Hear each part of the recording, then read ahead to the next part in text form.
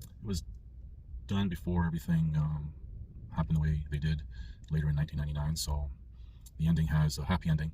But there's also, she was, perhaps still is, a registered nurse for sick kids, specialized in neurology.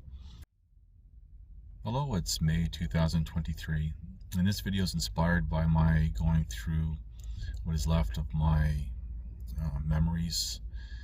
I had a memory box, a big memory box, and before I headed out to Calgary, Alberta in 2012, I went through the whole thing and pretty much destroyed everything, threw it out, whatever papers that could be burned. I went to a friend's house and had a big, huge bonfire.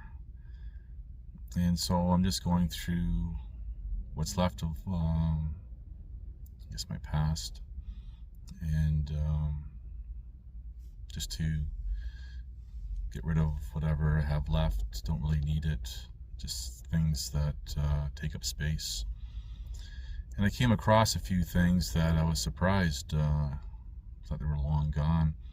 And there was a photo of me sitting at an airport. I think it was Heathrow Airport, and I was writing in my journal to the woman that I married. We kept journals for each other every time that we were apart, and yeah, I remember writing in that journal.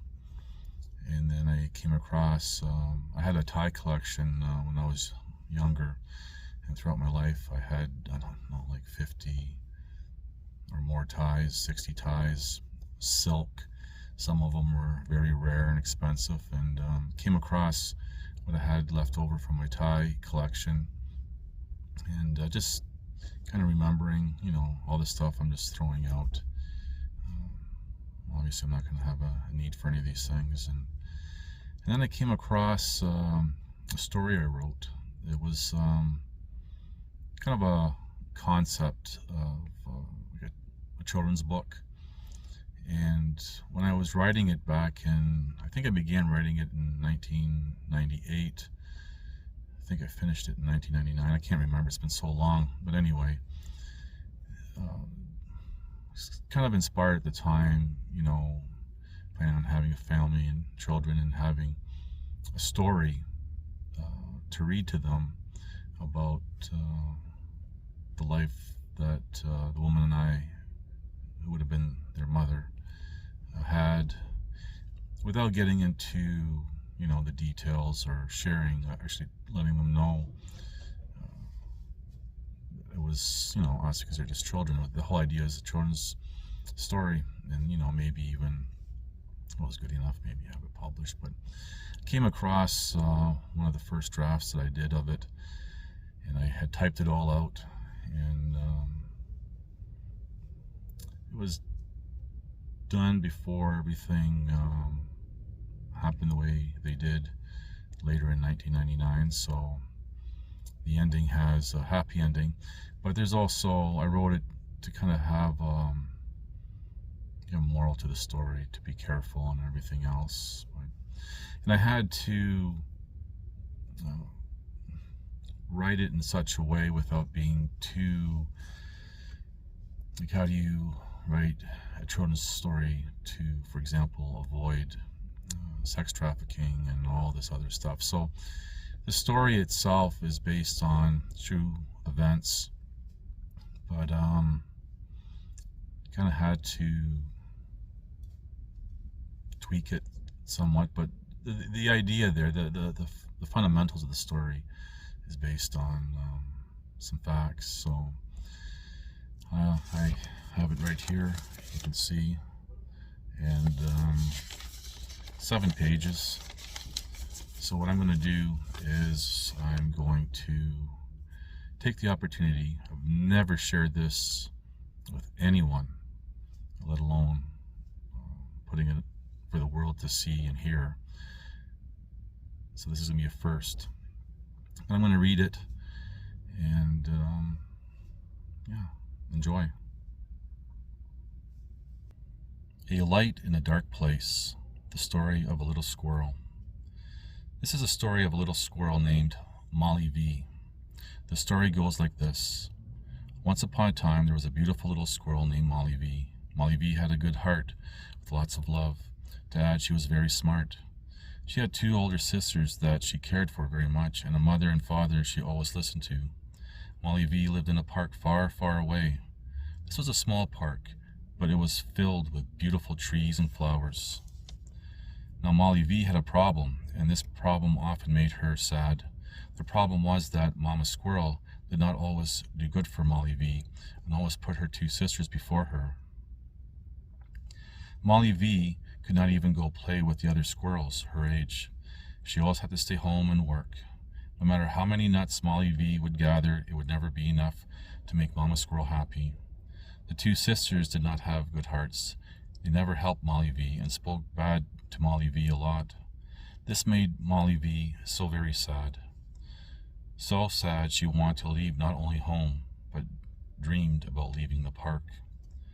Molly V found herself every day walking further and further away from home, which was in the trees, only to find herself in the company of bad squirrels. She saw how bad squirrels looked happy, not seeing how sad they really were. In time,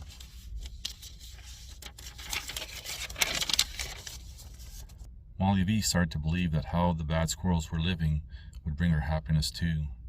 But this did not make Molly V happy inside. The nuts that she would find with the bad squirrels were only good to eat so that she did not feel hungry, but because the nuts were found in a swampy part of the park, they were bad inside. This made her tummy sick. One day the bad squirrel said to Molly V, "We heard of another park, and at this park we heard are very many nuts to take." Believing that going to the other park would make them happy, they talked about it among themselves, not knowing what dangers may await for them there. So Molly V started her journey to the other park. It was winter now, and Molly V had to go far, for the other park was very far away. After a while she started to miss her home and thought to herself, "There is nothing I can do now. I must finish what I started." Molly V had a plan to bring a lot of nuts to Mama Squirrel in hopes to make her proud. Finally, after a very long journey, she got to the other park. Once Molly V had got there, she saw how big the park was. She stood up on her back legs with her hands folded over her chest, eyes wide open. She thought to herself, "Look at how big this park is. And yes, it is true. There are very many nuts to take." Now in this park there was a cave, a very dark and scary cave. Inside the cave there were more nuts than any squirrel could ever dream of. This was because the cave was inside a very big hill, and on top of the hill were many trees with many different kinds of nuts. What would happen is the nuts would fall to the ground and roll into holes into the ground, which would end up in the cave below. Inside the cave was not a very nice place to be. It was dirty, dark, and cold. Many other things were not nice about the cave because it also had spiders, snakes, and really yucky things. Watching over the cave was a bear, and his name was Big A. His job was to make sure that everything was okay inside the cave. Now Molly V had watched the other squirrels go inside the cave and come out with lots of nuts. Molly V did not want to go inside the cave, but by now she wanted to go back home because she was scared, hungry, and alone. She turned around to go back home, but saw she could not because in the park were big black dogs with big white horns. What can I do? Molly V thought. As the other squirrels came out of the cave, they saw Molly V crying. The bad squirrels were not nice squirrels because they only cared for themselves and not the nuts. They were also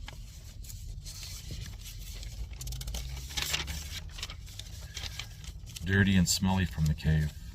Thinking they can trick Molly V to be like them, for they saw that she was much different. They went over to her and said, "Yes, it's okay. Come inside, for there are many nuts for you to take." Because these nuts fell to the ground, rolled into the holes, and ended up on the very dirty floor inside the cave, they were not good to eat. Now, not all the squirrels that lived in the park went inside the cave for nuts. Most did not. But poor Molly V did not know her way around the park, so she did not know where to find nuts elsewhere. Plus, the big black dogs with the big white horns scared Molly V, so she could not go look around the park. So scared, Molly V listened to the other bad squirrels and went inside. Slowly she started taking nuts for herself, crying softly so no one could hear her. Big A was sitting by the entrance of the cave. He was very big and very strong. No other animals, including the spiders, snakes, and really yucky things, dared to bother him. He too saw how the cave was not a nice place to be, but each animal in the park had a job to do, and this was his job. As Big A sat looking around, he saw Molly V for the first time. He thought to himself, what beautiful hair she has, and noticed how her eyes sparkled. At this moment, he felt something for her, something new that he never felt before. He wanted so much to talk with her, and so one day he asked her, "What is your name?" She replied, "Molly V," and walked away. Big A was disappointed at her walking away, but did not realize why. Molly V was scared. But Big A did not stop trying to talk with her. One day, not too long after Molly V walking away, Big A saw Molly V crying in the corner and went over to talk with her. Big A went over and asked her, "Why are you crying?" She said, "Because I do not like it here and I want to go home." Not knowing what to say to cheer her up, but trying to be nice, he said, "I do not like it here too, but we are here, so let's make the best of it." After this time, Big A always watched over her. After a short time, Molly V found herself in trouble with the big black dogs with the big white horns. Not knowing where to run, she ran to Big A for help. Help me, she cried out to Big A. "What is the matter?" he asked. She cried, "The big black dogs with the big white horns are trying to get me." Big A, worried for Molly V, said, "Don't worry, I will help you."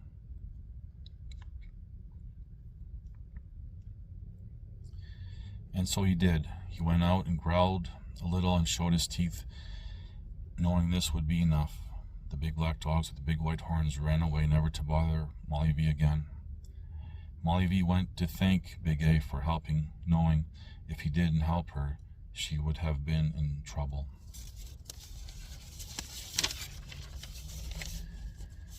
In time, Molly V and Big A started talking more and more, spending more time together. Slowly they realized how they were feeling. They were falling in love. One day they both looked at each other and said, "I love you." Smiling and holding hands, they kissed. Everything around them did not matter.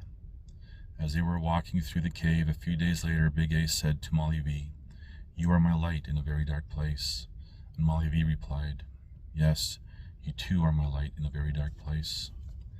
They both started to spend less and less time in the cave, and as they both started going into the park, Big A showed Molly V how beautiful the park was. Big A also showed Molly V where she could go and find good nuts in the park. They enjoyed each other's company. They would play in the playground and take rides on the train in the park. On a bright, beautiful day, they both turned to each other at the same time and said, "Let us never go back to the cave." And you know something? They never returned to the cave. Sometime after they were married, dreaming of the day when they would have a family of little baby squirrels and little baby bears with a beautiful home in the trees, Molly V would tell Big A stories about the park she came from, and he would tell stories of his own. A few adventures followed them, but in the end of the day, they did live happily ever after. They had their dream come true with a family and a beautiful home in the trees. But these are different stories to tell. This, in fact, is a true story, and if you ever go to a park and look around carefully, you might just see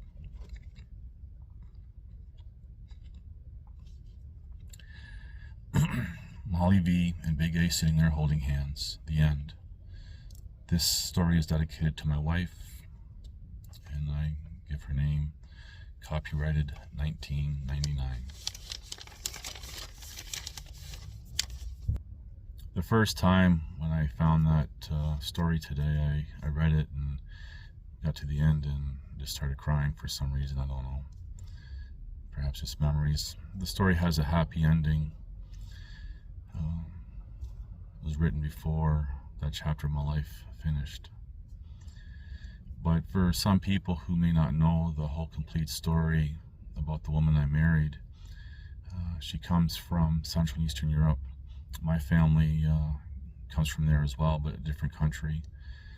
And she was, perhaps still is, a registered nurse for sick kids, specialized in neurology.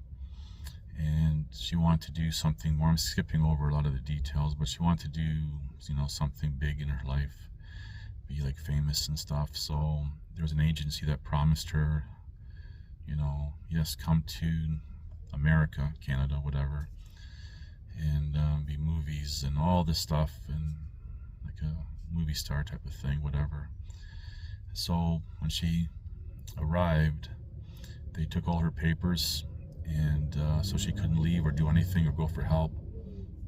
And they threatened that if she didn't go along as a descriptive performing, then basically they would just break her in. And it was during that time that I guess the first week that she was here, I had met her, seen her crying in a corner,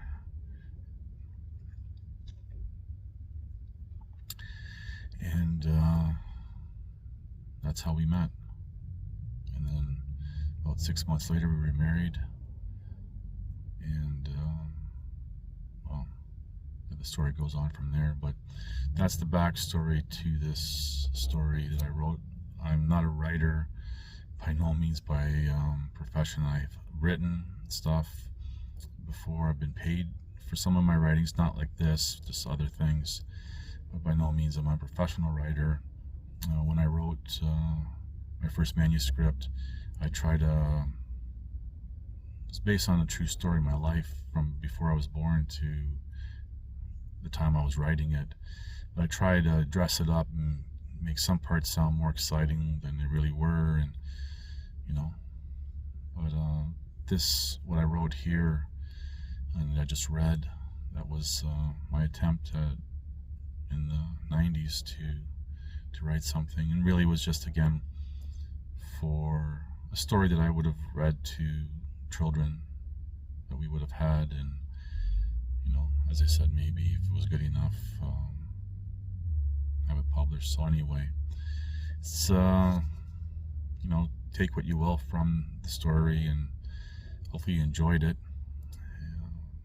I'm sure there's a lot of improvements and stuff that I could have made and everything else. Now, just before I finish up this video, the word Molly in our language means small.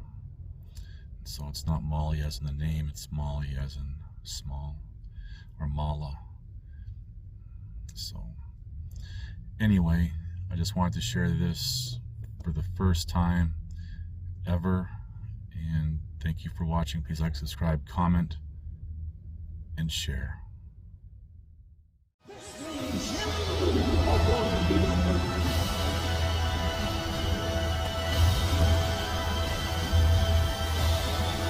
Listen to this and write it down if you can't remember it. You're never going to outgrow warfare. You simply must learn to fight. I hear people saying to me, oh, when is it going to get easier? When you die.